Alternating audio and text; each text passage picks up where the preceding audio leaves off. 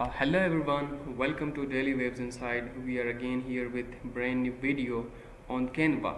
In this video, I'll be teaching you how to create YouTube thumbnails, very eye-catching thumbnails using built-in templates that are given by a free version of the Canva. So like, share and comment on the videos, and if you like the video, do share with your friends. Without wasting any time, let's jump into the video. First of all, we will go to canva.com. Just open the Chrome and write canva.com, hit the enter, and this will lead you to the Canva dashboard.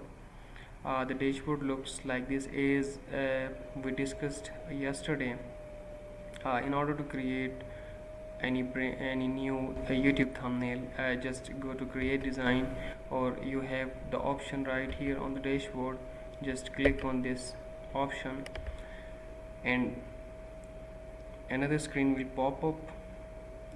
The screen will be empty. On the very left corner of the screen you will get some built-in designs.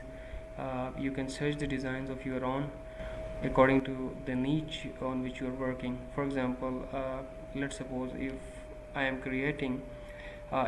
doing a video on news, I'll search for the thumbnail like news. Already I have searched this thing here, a news YouTube thumbnail. Just hit the button and some built-in templates will appear here. Just scroll down. As I said earlier, I'm using the free version, so many of the templates are not available in the free version, but some are available. I can use them.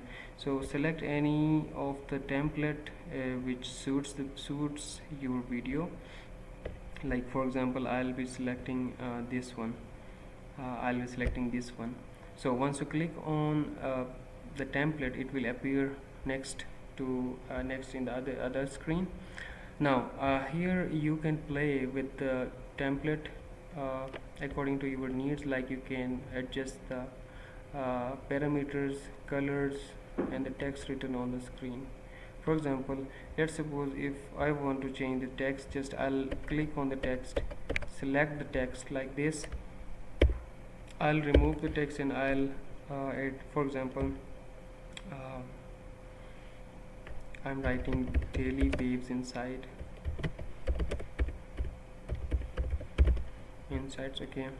Similarly, if I want to change the color of this text, I'll go to this icon, here it appears. You can change according to your needs. For example, I'll change to this color. And if you want to change the font size or the font, again you have to go to this dialog box and you have multiple options on fonts. You can select any one. Like I am selecting Open Sans. Similarly, if I want to change the color of the background which appears here, again I can go to this color section and I'll select the color. For example, I'll be making it black. Here are few already generated colors, but you can also add colors from here. Let's suppose if I want to change the color to red, I'll select this one. Or if you want to change color to blue or pink or whatever color you need, just select this color and press OK button and that color will be selected.